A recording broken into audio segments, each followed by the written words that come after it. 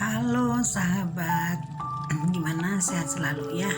Yuk kita sekarang bicara lagi tentang law of attraction. Kita bicara tentang pura-pura. Nah, maksudnya apa sih pura-pura? Kita bukan pura-pura seperti orang munafik ya, nggak seperti itu. Tapi kita ini pura-pura ini sebagian daripada law of attraction, sebagian daripada afirmasi dan manifesting. Jadi gini teman-teman, kan ada peribahasa katanya bahasa kita itu doa, dan itu benar. Dan bahasa ini juga merupakan sebagian daripada kepura-puraan. Nah, coba lihat sekarang anak kecil. Anak kecil kan biasanya ada yang pura-pura jadi ibu, pura-pura jadi guru, pura-pura jadi bidan, pura-pura jadi pedagang. Dan kalau teman-teman jeli memperhatikannya, itu kepura-puraan itu suatu saat setelah dewasa akan menjadikan dia sebagai siapa. Nah, ini pengalaman saya lagi nih. Nah, waktu dulu saya waktu kecil, kemana-mana ya, lagi umuran sekitar dari 5 tahun sampai SD kelas berapa ya. Pokoknya kemana-mana aku tuh hobi banget ini ngumpulin kain perca.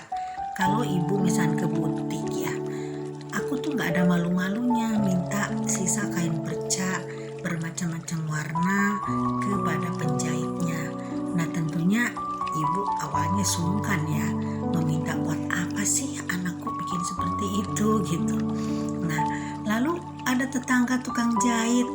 Nah, aku selalu aja ngintip kain percanya dan selalu aku kumpulkan sampai banyak banget. Sampai di rumah ada sekitar 3 karung kain perca ya. Nah, dan aku tuh suka mengutak-ngatik, tapi tidak aku jadikan apa-apa, cuma aku jejerin, senang banget lihat warna-warni ya. Nah, sampai suatu saat setelah aku lulus SMA sambil nunggu pengumuman si Penmaru waktu itu ya di perguruan tinggi negeri ya, aku kursus menjahit sama kerabatku di kampung. Nah, di saat orang lain kursusnya berbulan-bulan, dalam hari ketiga aku sudah berani bikin bikin pola dan bikin menjahit langsung teman-teman ya. Nah, sampai si gurunya juga kaget, loh ini kok hari ketiga, biasanya orang-orang kan baru bisa mengoperasikan mesin kan. Mesin jahit itu dulu kan manual teman-teman ya, masih belum pakai listrik, pakai dinamo, tapi diputar ya pakai tangan, ada juga pakai kaki. Nah, kalau aku dulu langsung itu aku bikin baju sendiri, malah aku langsung beli kain ke toko sendiri. Sampai bilang tuh yang gurunya ke ibuku, wah katanya ini kok anak tuh berbakat banget. Nah, aku baru sadar sekarang teman-teman ya, aku memang punya bakat menjahit dan hobi untuk passion. Tapi waktu itu aku tidak fokus karena aku kan lulus Penmaru di Fakultas Peternakan ya.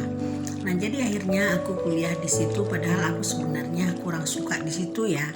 Tapi aku memang tidak lepas daripada mengamati mode, mengamati hal-hal yang berbau fashion ya. Cuman aku sendiri orangnya tidak modis. Aku tuh kalau pakai pakaian ya gitu-gitu aja. Aku juga tidak pernah tertarik untuk mengikuti mode yang untuk aku pakai sendiri. Tapi aku suka berinovasi, misalkan dari mode ini nih, dari mode polanya soen, misalkan aku bikin nanti gaya-gayanya gaya-gaya Eropa gitu. Nah, tapi aku tidak dalamin itu.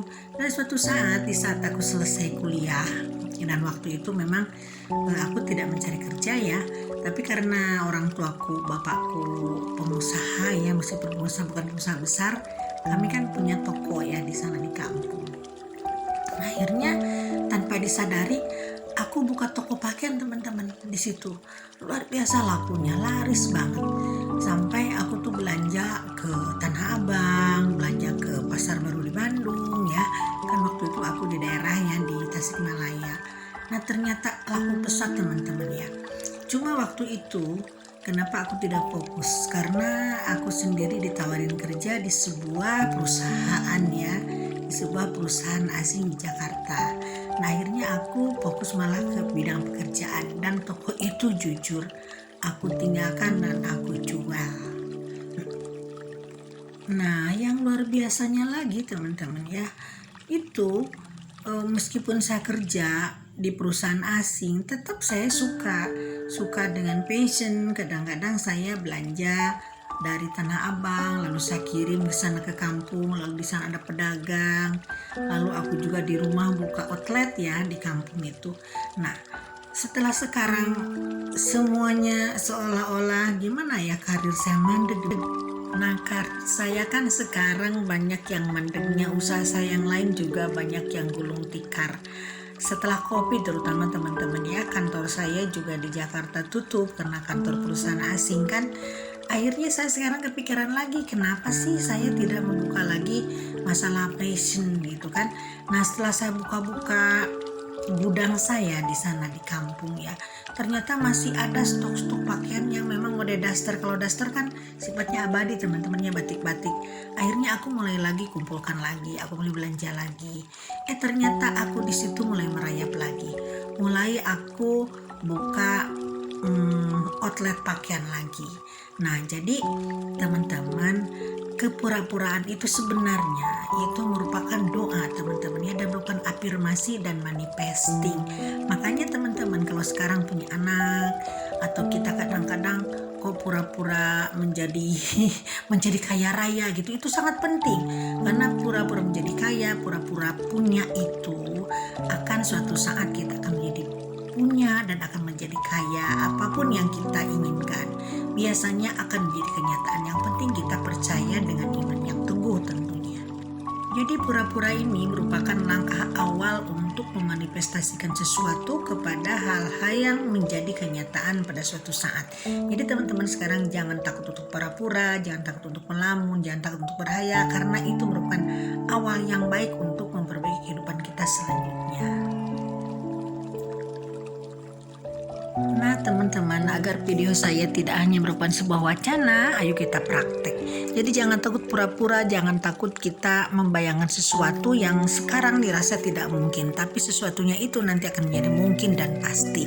Yang penting kita yakin, kita repetisi, kita ulang lamunan kita hingga nanti suatu saat menjadi nyata.